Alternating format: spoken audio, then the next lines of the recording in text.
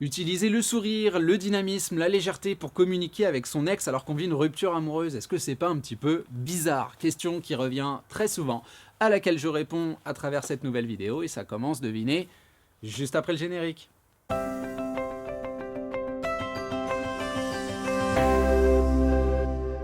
Salut à vous, c'est Jean-Baptiste de jbmarcy.com, ravi de vous retrouver pour continuer nos réflexions autour de votre reconquête amoureuse.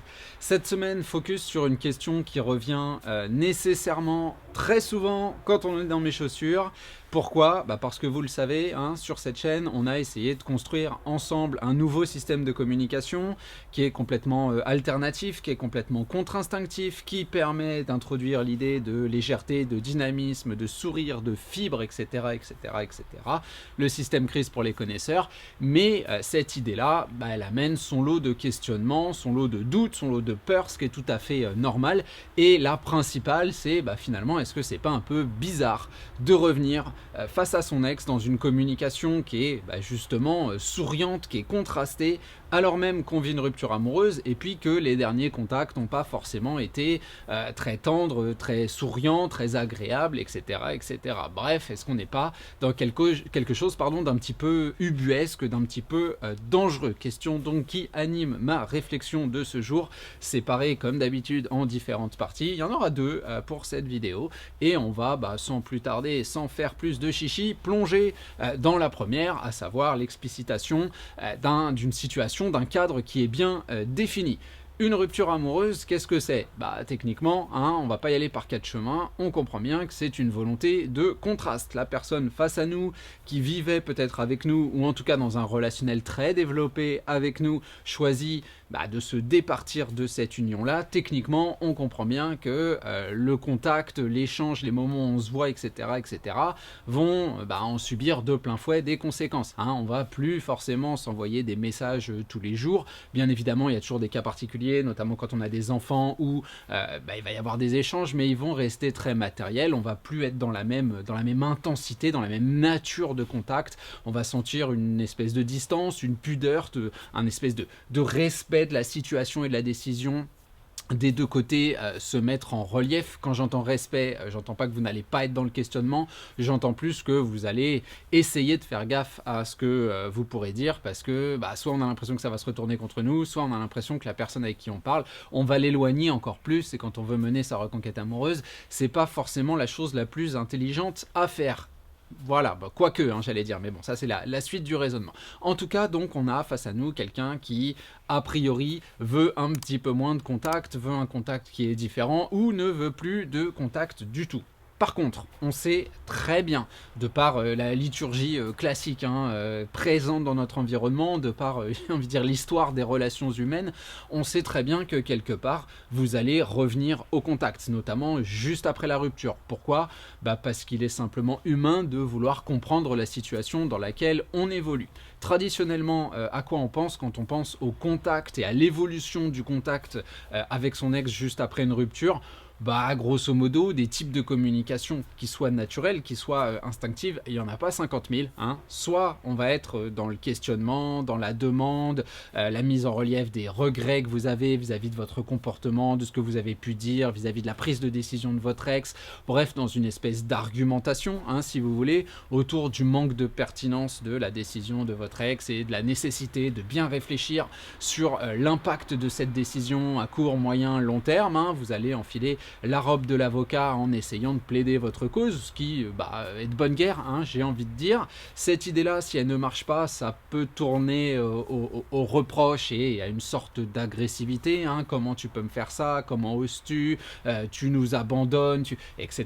etc. Bien sûr, essayez là de stimuler plus une prise de conscience qu'une acceptation du manque de pertinence de cette fameuse décision, où là on va essayer d'être un peu plus dans le choc, le tout saupoudré d'une espèce de victimisation. Alors ça ne veut pas dire que vous êtes nécessairement à vous rouler par terre en train de pleurer, en train de gémir, mais on a quand même cette idée que ce que fait la personne face à nous n'est pas très honorable, n'est pas très beau, n'est pas très réfléchi, n'est pas très... Et forcément, le tort vous est fait à vous, vous êtes entre guillemets la victime, le plaintif et l'accusé sur le banc des accusés, c'est votre ex. À bien y réfléchir, quand on utilise ce genre de termes, on commence à comprendre qu'une communication basée sur ce genre d'idées va pas être excessivement florissante et puis surtout va pas pour votre ex créer un amour incroyable. Il y a quand même peu de chances que suite à votre grande liste d'arguments, à votre grand déballage devant le jury, qu'elle se dise bah tu sais quoi, ouais, ça me rend folle de toi, ça me rend fou de toi, marions-nous, le fameux tracteur. Je sais pas pourquoi un tracteur passe à cette heure-là, surtout il est tôt ce matin, mais bon c'est comme ça. Donc je vous disais, il y a quand même peu de chances que votre ex, même si vos arguments sont chocs, se dise ah mais ouais, mais t'as complètement raison, aimons-nous quoi, sous le soleil des tropiques. Malheureusement non, ça fonctionne très rarement comme ça, il y a quand même relativement peu de chances que ça crée de l'amour. Et comme je vous le disais, instinctivement après cette rupture amoureuse, vous allez avoir soit un surplus de communication donc avec toute cette argumentation, soit la grande idée qui traîne dans notre environnement qu'on a discuté des centaines et des centaines de fois, qui est l'idée d'un silence radio et qu'on comprend. J'ai besoin de toi. J'ai besoin de temps, pour moi, t'as besoin de temps pour toi et t'as pris une décision, je la respecte. Mon problème vis-à-vis de ça, il y en a deux. C'est la position d'attente, parce que bien souvent, l'idée sous-jacente de ça, c'est tu vas ressentir le manque, tu vas communiquer avec moi et je vais prendre une position dominante dans l'échange. Pour moi, l'amour, ça n'a absolument pas de rapport avec la domination, donc déjà, quelque part, on est dans un truc qui n'est pas forcément super sain. Et puis, cette idée de silence, techniquement, c'est quand même un des symptômes du conflit. L'exemple est très très simple. Vous vous prenez la tête avec un de vos amis. Le but, la nature d'une dispute, c'est quand même le fait de se dire qu'on n'est pas d'accord. Chacun repart dans son coin. Si vous restez en silence radio, la personne face à vous ne risque pas de se dire « Ah, il avait raison, je vais le rappeler ». Ça peut arriver. C'est relativement rare. Du coup, qu'est-ce qu'on veut faire ? On veut être capable de revenir dans une communication qui laissera le problème de côté. Et c'est là qu'on commence à comprendre l'idée de déplacement de focus, l'idée du système crise, finalement, d'aller dans notre environnement, chercher des occurrences, de la fibre, du dynamisme, du sourire, ce qui permet de laisser un petit peu tout ça de côté. Peut-être pas pour reprendre quelque chose comme avant, mais en tout cas pour créer quelque chose qui soit vivant et qui soit pas justement la discussion autour de la fameuse dispute. Pourquoi est-ce qu'on adopte ce genre de communication et que le système crise, on le trouve extrêmement bizarre finalement au moment de se lancer dans une rupture, dans la reconquête amoureuse, et donc le fait de laisser cette rupture amoureuse de côté, c'est parce qu'on est tout simplement dans une forme très avancée d'intellectualisation. Techniquement, ce que je dis souvent, c'est que c'est ça qui nous différencie des animaux. On a cette capacité à réfléchir sur notre sort, à réfléchir sur l'injustice, à réfléchir sur les moyens à mettre en œuvre pour résorber cette injustice-là. Le problème, c'est que c'est effectivement, c'est 100% intellectuel, et les processus et les idées qui découlent de ça sont elles-mêmes intellectuelles. C'est si je fais ci, donc mon ex va penser ça, et en conclusion, va adapter son comportement au mien. Alors c'est pas complètement faux, l'intellectualisation, c'est quelque chose dont on a besoin, c'est quelque chose que je fais énormément sur cette chaîne YouTube, mais justement c'est la chaîne de réflexion qui moi me pose problème, parce que le égal, si vous voulez, à la fin, pour moi il est complètement erroné. Il y a quelque chose qui ne fonctionne pas, parce que finalement on se dit que prise de conscience et amour sont un peu les équivalents. Comme je ne lui parle plus, il va y avoir du manque. Là déjà le égal il est pas nécessairement vrai, très clairement, et donc on va venir me contacter. Et puis même si le égal était vrai, même si je ressens du manque, attention à pas non plus trop simplifier, parce que le manque ne suffit pas nécessairement à créer de la communication. Je reprends l'exemple de votre ami, vous vous dites, ou il se dit que vous aviez peut-être raison, effectivement, c'est pas pour ça qu'on va communiquer avec vous. On peut se dire ouais, mais il est peut-être en colère, si je lui envoie un message il va peut-être mal le prendre parce que j'ai mal réagi, donc on va attendre un petit peu. Et le on va attendre un petit peu, quand on parle de reconquête amoureuse, je trouve ça un petit peu dommage. Donc la situation, oui, elle est bien définie, oui, on vous voit arriver avec vos gros sabots, c'est une évidence absolue. Je veux dire, la personne face à vous, vous l'avez vue toute nue, donc on s'attend à ce qu'il y ait une forme de communication très, comment dire, très présente, très très très légitime aussi, hein, parce que voilà, vous essayez de défendre votre cause. Maintenant, la question, c'est de savoir comment est-ce qu'on va rentrer dans cette communication. Effectivement, si on est dans l'absence totale de messagerie, on est dans le fait de communiquer, le fait qu'on est en colère, hein, qu'on veut plus parler, même si vous, l'étendard que vous brandissez, c'est le respect de la décision et du temps de l'autre, je le comprends, et vous avez besoin de temps pour travailler sur vous. Maintenant, un trop long silence, techniquement, je trouve que ça sert strictement à rien. Si vous voulez, on est dans cette agressivité-là, on comprend, enfin en tout cas cette verbalisation, cette volonté de comprendre, ce qui là aussi est légitime, mais tout ça, encore une fois, ne va rien créer de très positif, et on est quand même dans la création de la reconquête amoureuse, dans l'idée qu'on veut faire évoluer un sentiment vers du positif, utiliser des outils qui relèvent quelque part d'un positionnement qui est conflictuel, ou en tout cas à minima antinomique. Je vois pas bien comment l'équation, comme je vous le disais, donne quelque chose d'agréable, de souriant, une volonté d'être ensemble, de partager, d'aller sur le terrain, etc., etc. Donc oui, la situation est très clairement bien définie, et ça nous permet de passer à notre deuxième idée, qui est le fait de mettre en relief une réalité qui est indiscutable. Comme je vous le disais, on vous voit arriver avec vos gros sabots. Votre ex, quelque part, sait que vous allez communiquer. Et oui, vous avez peut-être une dernière réalité relationnelle, la dernière impression laissée, n'est pas forcément la bonne. Une dispute, l'idée que vous avez laissé passer du temps, etc., etc., etc. Votre fameux silence radio. Et là, vous vous dites, revenir avec un sourire, ça va peut-être être un petit peu étrange. Oui, c'est étrange, mais les relations humaines, comme j'aime à le répéter, ne sont pas régies par la logique. Techniquement, la dernière impression que vous avez laissée, si vous vous arrêtez là, c'est celle qui va rester. Alors je ne dis pas que le sentiment qui lui est collé à ce ressenti va rester, à cette impression, va rester très vivace. Hein. C'est pas parce qu'on s'est pris la tête au mois de septembre que, je sais pas moi, au mois de décembre, je vous en veux encore, comme au moment où vous avez balancé la petite phrase qui piquait. Bien évidemment que ça s'estompe avec le temps, mais la dernière impression, c'est quand même qu'on n'est pas super proche. L'idée du sourire, l'idée du dynamisme, c'est de casser ça, c'est de montrer une volonté de revenir dans quelque chose qui laisse la problématique de côté, qui le fait avec un sourire, ce qui finalement laisse aussi à penser que vous-même, vous avez travaillé de votre côté à l'acceptation du conflit et au fait que vous ne vouliez pas le nourrir et puis mettre de l'huile sur le feu tout simplement, hein, très clairement. Et puis cette idée de système crise, même si c'est bizarre, c'est de communication légère, de sourire, etc., etc., même si c'est bizarre, je me dis que c'est finalement, à bien réfléchir, peut-être pas le moins bizarre, mais le plus pertinent des moyens d'avoir un échange avec la personne face à vous. C'est pas parce qu'il y a un éléphant dans le couloir, à savoir votre conflit, votre séparation, etc., etc., que nécessairement on est obligé de parler de l'éléphant. Hein. Il y a aussi du crépi au mur, il y a un lustre au plafond et il y a du parquet. Donc il y a d'autres choses qui peuvent être discutées, qui ne font pas qu'on oublie la situation, mais qui permettent de trouver des terrains d'entente, des terrains d'échange qui soient, à mon sens, peut-être moins pertinent intellectuellement parlant, mais qui en tout cas crée une énergie beaucoup plus positive, beaucoup plus saine, beaucoup plus agréable, qui laisse des bonnes dernières impressions, si vous voulez, entre votre ex et vous, et qui permettent de faire diminuer ce conflit, parce que même s'il y a toute cette réflexion autour des enjeux de la communication avec la personne, et que vous avez envie de dire des choses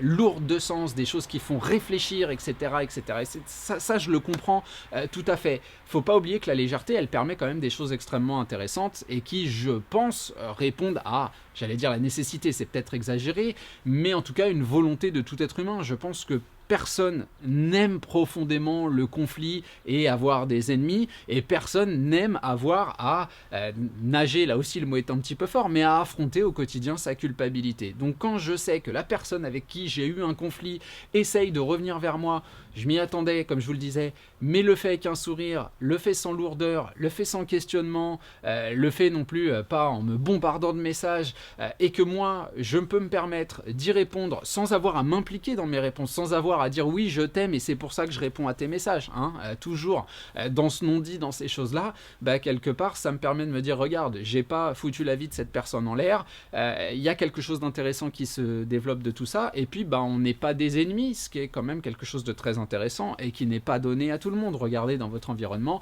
vous avez sans doute des couples qui sont séparés, et aujourd'hui bah, c'est la guerre, hein. Enfin en tout cas soit on se parle pas, soit quand on se parle c'est violent, et puis quand on parle de son ex on en parle en très mauvais termes. Je pense que ni vous ni votre ex n'avez envie quelque part d'avoir cette image négative et de continuer à la nourrir. Bah, le système crise il prend le contre-pied de tout ça, ce qui n'est pas forcément vrai quand on va avoir de longues discussions, même des discussions au coin du feu, hein, si vous voulez. Ça peut être fait dans, j'allais dire l'absence, le refus du conflit, mais malgré tout, les impressions qui sont laissées vont être extrêmement nostalgiques, extrêmement lourdes, extrêmement difficiles. On ne veut pas faire pleurer l'autre, on ne veut pas être dans la nostalgie, on ne veut pas dans tout ça.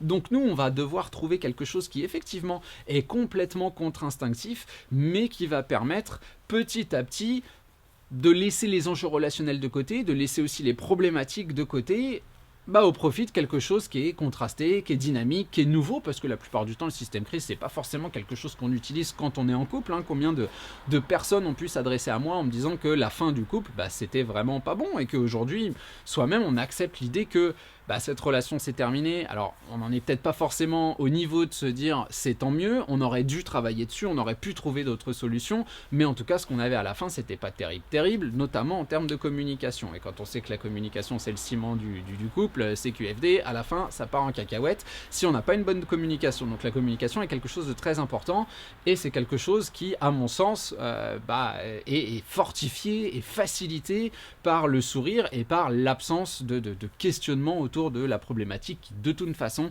ne se gère pas intellectuellement. Donc est-ce que c'est bizarre de revenir avec le système crise, de revenir avec le sourire ? Bien sûr que c'est bizarre, très clairement c'est bizarre, mais la rupture amoureuse et la reconquête amoureuse par nature sont faits de très nombreux paradoxes. Regardez juste les commentaires que vous avez sous chacune de mes vidéos, hein. Les situations sont extrêmement diverses, parfois l'ex nous bloque, dans un autre cas il ou elle revient en contact et on comprend pas vraiment pourquoi, nous-mêmes des fois on a quelqu'un qui vient vers nous et c'est nous qui ne lui répondons pas parce qu'on trouve que ça va lui permettre de... Enfin bref, tout plein de raisonnements qui, à mon sens, parfois n'ont absolument aucun sens, mais on voit que la logique pure et dure, avec une vraie compréhension du relationnel, elle est quand même relativement difficile. Et je me dis, bah, essayons justement de démystifier un petit peu tout ça, de laisser la logique pure de côté et de se demander matériellement, techniquement, pratiquement et simplement ce qui me permet de me rapprocher, d'enlever un petit peu de colère, de laisser toutes ces problématiques de côté. Ben, personnellement, et ça fait des années que je me creuse le sujet, la tête autour du sujet, la seule communication qui permet relativement peu d'implication, qui permet de créer du sourire, qui permet de laisser le conflit de côté, bah c'est cette légèreté, c'est ce sourire. Évidemment, ça ne marchera pas dans tous les coups, hein, dans tous les cas, ça va dépendre aussi de la manière dont votre rupture s'est passée, de ce que vous avez fait. Je veux dire, techniquement, il y a aussi une partie de l'être humain qui peut tout à fait se dire bon bah il fallait pas non plus déconner hein, dans ma relation. Si j'ai totalement manqué de respect pendant des années vis-à-vis de mon ex et qu'aujourd'hui elle veut plus entendre parler de moi, bah oui, vous allez dans un cas beaucoup plus difficile que je sais pas, quelqu'un qui aurait une espèce de révélation autour de sa vie parce qu'il ou elle a eu un accident et qu'on vous dit c'est pas du tout de ta faute, mais aujourd'hui il faut que je fasse ci, il faut que je fasse ça. En termes de communication, il est bien évident qu'on aura deux situations différentes. Et pourtant, dans les deux situations, la meilleure idée, à mon sens, reste de laisser la grosse problématique, le gros éléphant qu'il y a dans le couloir et qui bloque tout le passage, hein, mais d'essayer de parler de plutôt ce qu'il y a sous ses pieds, ce qu'il y a au-dessus de sa tête, parce que c'est comme ça qu'on pourra créer du contraste. Donc pour répondre à cette question, pour la troisième fois, oui, c'est bizarre, mais vaut mieux être bizarre que lourd, que agressif, que lancinant, que nostalgique et toutes ces choses-là qui mènent finalement à une surintellectualisation. Et comme je le dis souvent, plus la personne face à vous réfléchit, plus elle a tendance à s'éloigner de vous et à confirmer son choix. Voilà, je vous abandonne pour aujourd'hui. J'espère comme d'habitude que ça vous apporte quelque chose. Le débat est ouvert, les commentaires. N'hésitez pas, le pouce bleu, la cloche, les fiches au-dessus, les liens dans le texte de la vidéo. Vous connaissez le blabla habituel. Allez, je vous embête pas plus que ça et on se retrouve jeudi prochain pour un prochain contenu. Salut à vous!